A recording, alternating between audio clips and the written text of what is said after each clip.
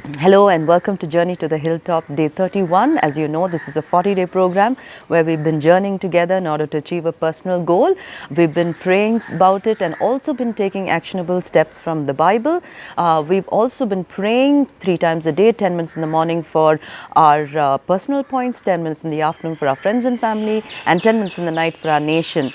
I hope you're praying for the nation. I hope you remember what I spoke about praying for the nation, and please do continue to pray for our elections and for the healing of our land from so much of hatred and so much of violence. So much is happening. Please do continue to pray for that. This week, for the last 2 days, we've been looking at how Satan works against us in our lives in order to make us fumble and fall so that we don't do the will of God, and that God's wrath comes against us, and that eventually when we are judged, we fall short. So here first day we saw about temptation and how to overcome temptation, and the second day, that is yesterday, we saw how Satan uses people to to tempt us in order for us to sin or to stumble. Another way that Satan works in our lives or works against us is also through physical suffering. So it could be, just sickness. It could be tiredness.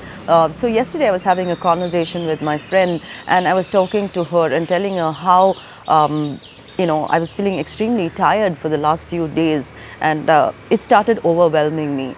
So sometimes what Satan does is that he will actually give you physical tiredness of something physically that will disturb your prayer. Sometimes you want to pray, and then you want to kneel down, then you have a really bad backache, you had a headache. So sometimes he actually attacks you physically in order to stop you from praying, or in order to stop you from doing God's will.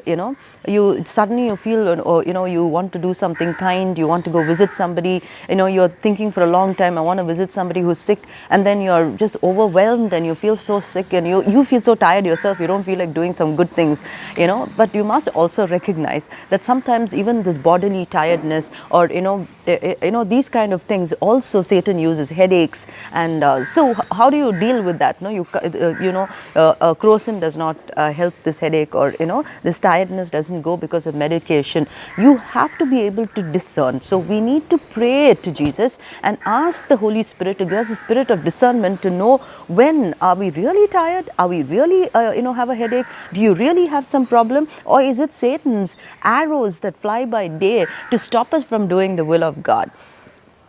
And if you can recognize that, then all you have to do is pray and declare, say that I am not sick, I am not tired. In the name of Jesus, I am well in the name of Jesus. I have strength in the name of Jesus. I am strong in the name of Jesus. You got to actually declare it openly with your mouth for you to overcome this. And that is the medicine for such ailments which Satan brings. Now, this is a very, very light ailment. Another thing that Satan does, which I have experienced a lot in my life, is when he will tire me out so much and then tempt me in the area that I'm most weak and say, hey, you're so tired, you might as well indulge in something. It has happened to me very many times. So I don't know about you. I don't know what is your weakness. I don't know what it is. Sometimes there are times when I feel really tired, and then I'm saying, okay, let me just lie around and watch a movie. And I'm probably wasting time. I could be reading the Bible, but I don't have interest in reading the Bible, but I'll be spending 2.5 hours watching a movie. And I just feel that it's relaxing, and then at the end of watching the movie I say, oh my goodness, why was I doing this? I could have just read the Bible for half an hour. I'm sure I would have been able to sleep well.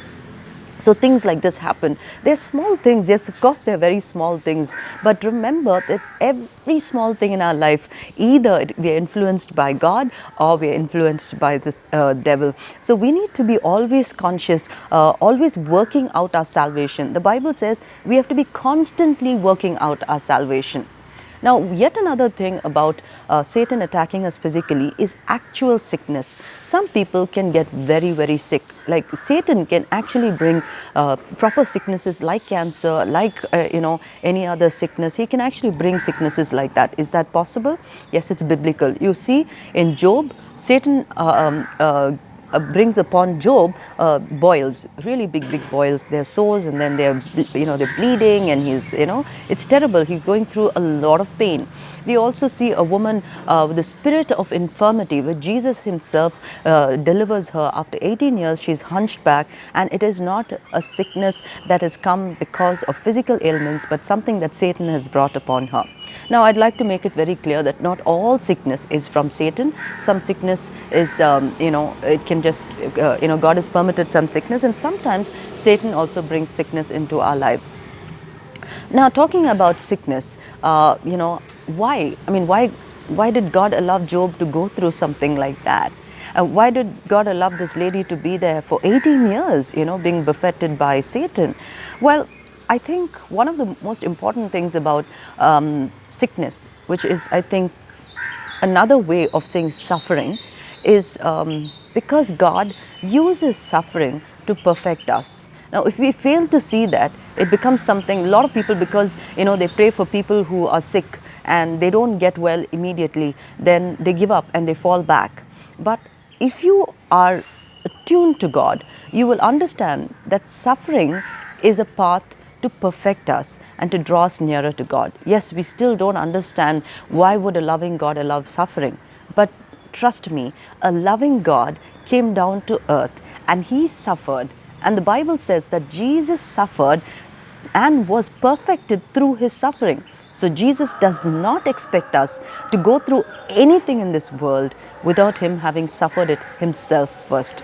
So Jesus suffered first. So he knows your pain. He knows what suffering is. But why? Why should we be suffered?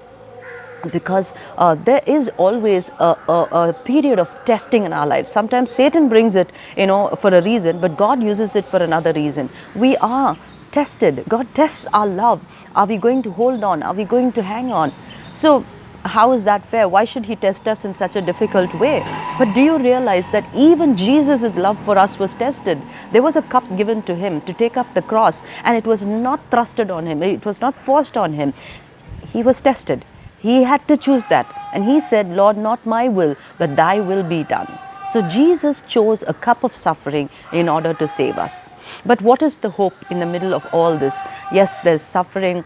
Jesus says, blessed are those who mourn, because they will be comforted. Are you mourning over somebody who is sick? You are comforted. Jesus knows your suffering and he comforts you. But above all, remember, Jesus did not just die on the cross. He did not take those stripes in vain. Jesus' stripes, we are healed. He heals us with our stripes. Those stripes are alive and flowing with healing from within.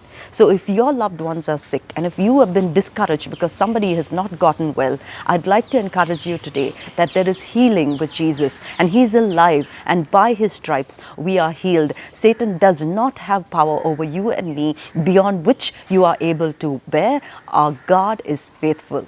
So continue praying, and we will be assured that your loved ones will be healed, and that your suffering is very much in God's eyes. Shall we pray? Dear Lord Jesus, we thank and praise you for today's word. We know, Lord, that Satan, Lord, brings us temptations and tests through our bodies, but we know that, Lord, that you are all-powerful. We thank and praise you that you've given us power to rebuke him. And also, Master, we know that by your stripes we are healed. We thank and praise you. We receive that healing. And we also, for a moment, pray for all those who are sick and suffering, especially for those who are watching the videos. If they know somebody who's been suffering with some kind of sickness for a long time, we pray for their healing. We pray that by your stripes they will be healed. We pray for your comfort to comfort them, and we pray that your name will be glorified. In the name of Jesus we pray. Amen.